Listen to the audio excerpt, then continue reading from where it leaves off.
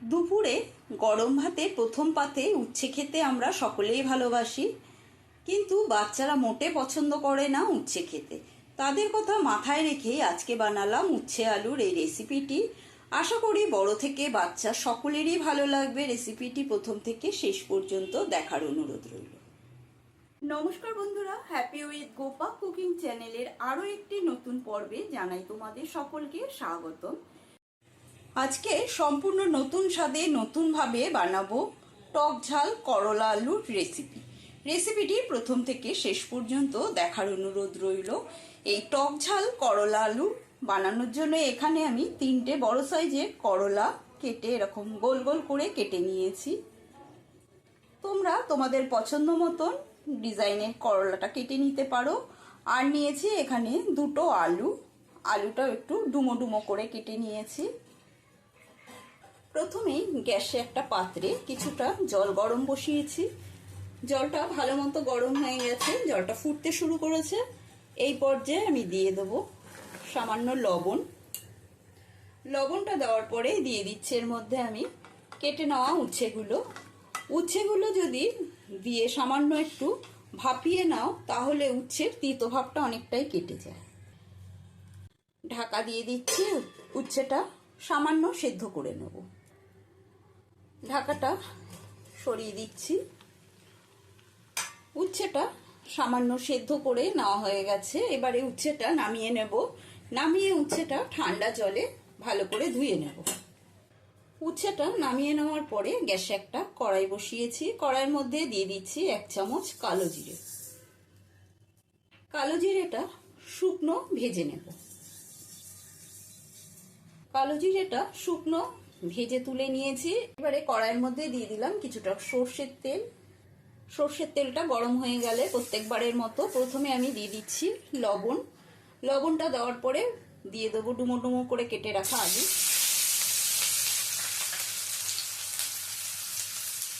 আলুর মধ্যে দিয়ে দেবো সামান্য হলুদ। আলুটা এবারে হালকা ভেজে নেব। আলুগুলো ভেজে নেওয়া হয়ে গেছে, এবারে তুলে নিচ্ছি।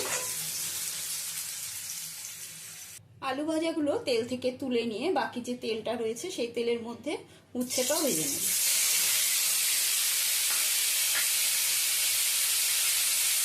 উচ্ছের মধ্যে দিয়ে দিচ্ছি সামান্য হলুদ গুঁড়ো।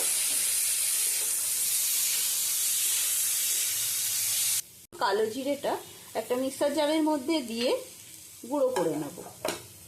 কালো জিরেটা গুঁড়ো করে নেওয়া হয়ে গেছে। এর মধ্যে দিয়ে দিচ্ছি সামান্য জল দিয়ে এই কালো জিরেটা পেস্ট বানিয়ে নেব। জলটা দিয়ে কালো জিরের একটা পাতলা পেস্ট বানিয়ে নিলাম। পেস্টটা একটা বাটির মধ্যে ঢেলে নিচ্ছি। এবারে এই মিক্সার জারের মধ্যে দিয়ে দিচ্ছি 2টো ছোট সাইজের টমেটো নিয়েছি। তোমরা বড় সাইজ হলে একটা নিলেও চলবে, একটা নিতে পারো। আর দিয়ে দেবো এর মধ্যে আমি 4টে পাকা লঙ্কা। ঝালটা নিজেদের পরিমাণ বুঝে ব্যবহার করবে। এটা আমি একটা পেস্ট বানিয়ে নেব। টমেটো আর লঙ্কার পেস্ট হয়ে গেছে।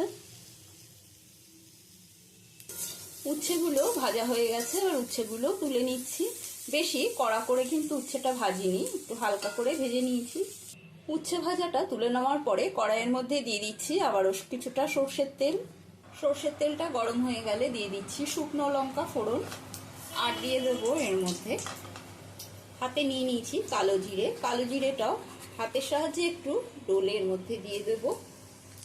ফোড়নটা ভালো করে নাড়াচাড়া করে নেব। ফোড়নের থেকে সুন্দর গন্ধ বেরোলে এর মধ্যে দিয়ে দেব আমি পেস্ট করে নেওয়া টমেটো আর লঙ্কা।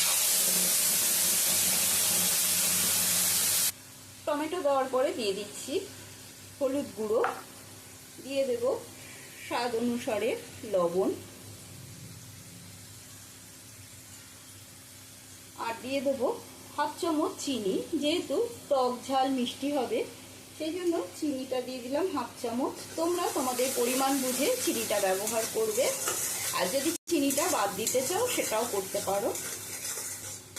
টমেটো আর কাঁচা লঙ্কার কাঁচা গন্ধটা চলে যাওয়া পর্যন্ত নেড়ে ছেড়ে নেব। টমেটো আর লঙ্কাটা ভালো করে কষিয়ে নেওয়া হয়ে গেছে। টমেটো থেকে দেখো তেল ছেড়ে এসেছে। এবারে এর মধ্যে দিয়ে দেবো পেস্ট করে নেওয়া কালো জিরে বাটা। এই রেসিপিটি একবার হলেও বাড়িতে বানিয়ে গরম ভাতের সাথে খেয়ে দেখবে, অপূর্ব টেস্ট। বাচ্চারা অনেক সময় তেতো খেতে চায় না, তারাও এই রেসিপিটা বানিয়ে দিলে খেয়ে নেবে। ইউটিউব চ্যানেলে নতুন বন্ধু হয়ে থাকো তবে চ্যানেলটি সাবস্ক্রাইব করে নেওয়ার অনুরোধ রইল। পাশে থাকা বেল আইকনটা প্রেস করে দেবে যাতে আমার রান্নার নিত্য নতুন নোটিফিকেশানগুলো সবার আগে তোমাদের মোবাইলে পৌঁছে যায়। আর যদি ফেসবুক থেকে দেখে থাকো তবে পেজটি ফলো করার অনুরোধ রইল। এবারে এর মধ্যে দিয়ে দিলাম আমি ভেজে রাখা উচ্ছে আর আলুটা।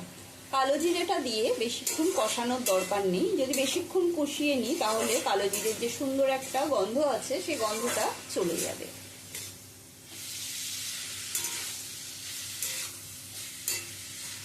ভীষণই সুস্বাদু হয় এই রেসিপি। ভালো করে উচ্ছে আর আলুর সাথে একটু কষিয়ে নিলাম। কষিয়ে নেওয়ার পরে এবারে এর মধ্যে আমি দিয়ে দিচ্ছি জল। দিয়ে দিচ্ছি মিক্সি ধোয়া জল।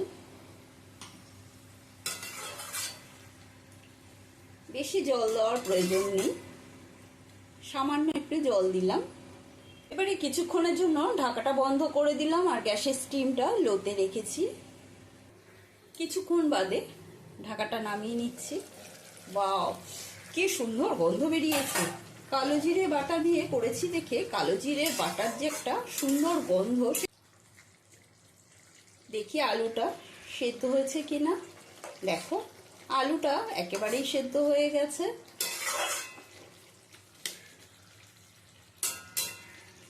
এবারে নামানোর আগ দিয়ে দেবো এর উপরে 1 চামচ মতো কাঁচা সর্ষের তেল।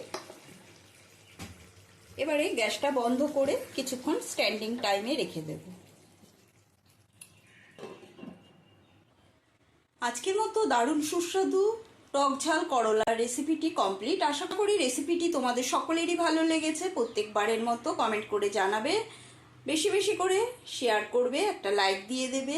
আজকের মতন এই পর্যন্ত। আবারও নতুন কোনো রেসিপি নিয়ে হাজির হব। সুস্থ থাকবে, ভালো থাকবে, ধন্যবাদ।